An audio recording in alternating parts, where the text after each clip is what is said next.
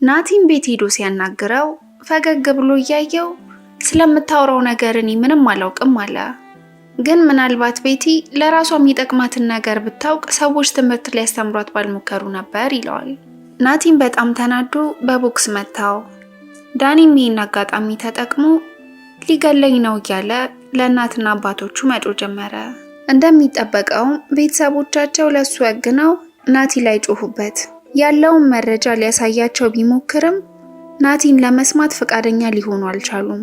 ከዛም አልፎ እናትየው ዳኒ ይሄን አርጎ እንኳን ቢሆን ጥፋተኛዋ ቤቲ ነች፣ እሱ እንዲወዳት አርጋ መልሶ ስለጠየቃት ስለተያዘች ነው እንደዚህ የምትል ትለዋለች።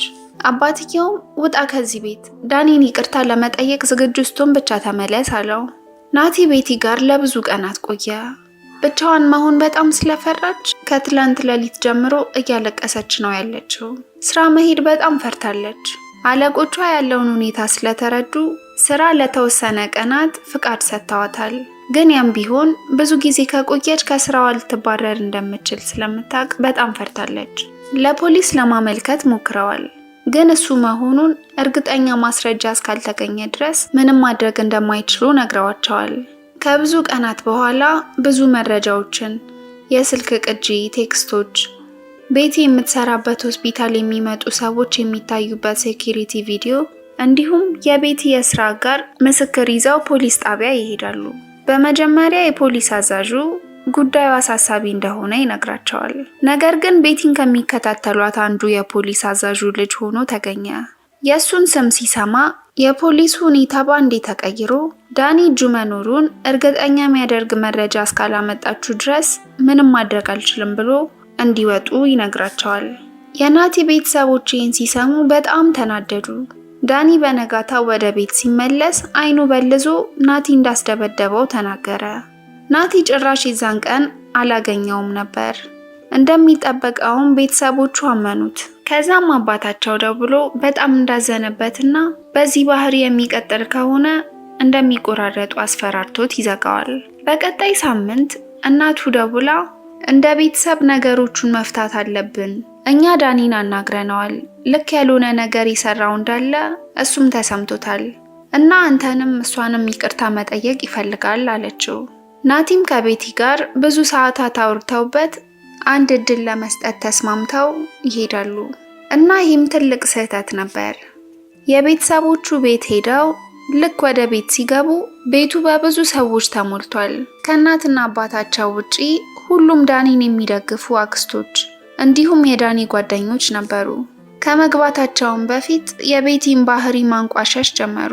ቤቲ በዳኒ ውበት መማረኳንና ስኬታማ ስለሆነ ራሷን አነሳስታው መልሶ ሲፈልጋት ተጠቂ መሆን እንደፈለገች ይሄ የተባለ ዳኒ እንደተጎዳ ሰው ተቀምጦ ምን እየተፈጠረ እንዳለ እንደማየት አክት ያደርጋል።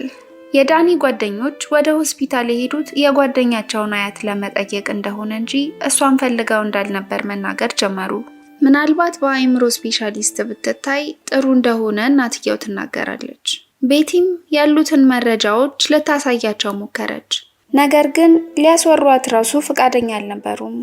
ቤቲ ከቤቱ ተነስታ ስትወጣ ናቲም ሲከተላት እናትየው እጁን ይዛ ከቤተሰብ ትበልጥብሃለች፣ እሷ እኮ እብድ ናት ብላ ልታስቆማው ሞከረች።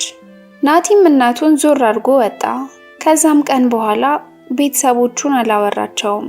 በቀጣይ ቀናት የዳኒ ጓደኞች ስራ ቦታዋ በመሄድ የበለጠ ያስቸግሯት ጀመር። ለአለቃዋም ስራዋ ላይ እየበደለቻቸው እንደሆነ በመናገር ብዙ የውሸት ክስ ያቀርቡባት ጀመር። የስራ አለቃዋም ናቲንም እሷንም ጠርቶ ያለችበትን ሁኔታ እንደሚረዳ ግን ስራ ቦታው ረብሻ እያጋጠመው ስለሆነ ወይ ሌላ ሆስፒታል መመልከት እንዲጀምር ነገራቸው።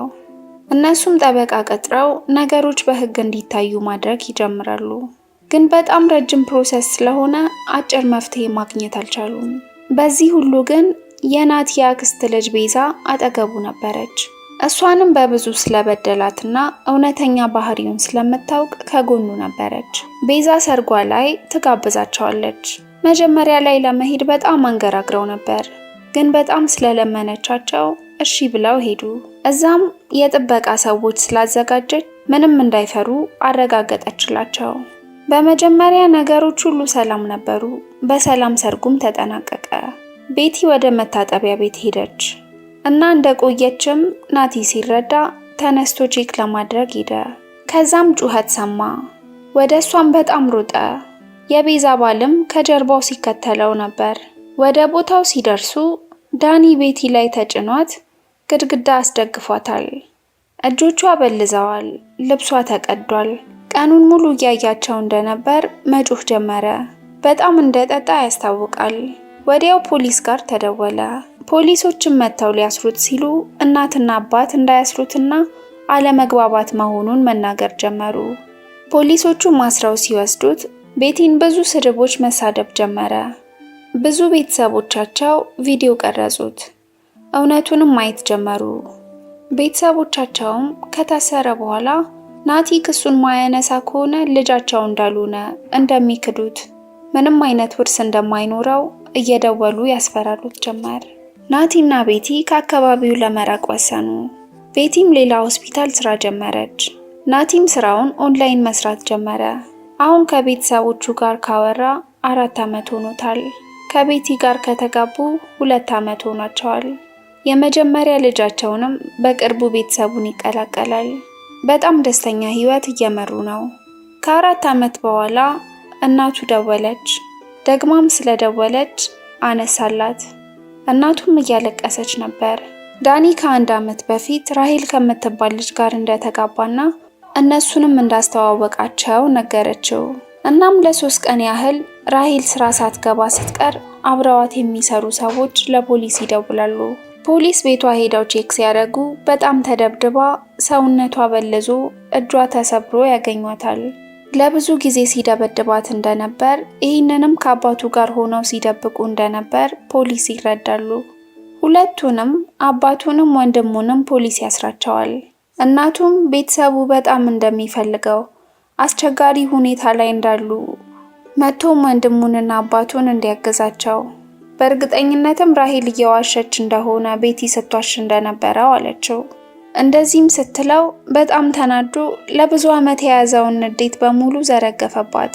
ምናልባት ዳኒን ብትቆጡት፣ ለጥፋቱ ተጠያቂ ብታደርጉት ኖሮ እንደዚህ አይነት አውሬ አይሆንም ነበር ይላታል።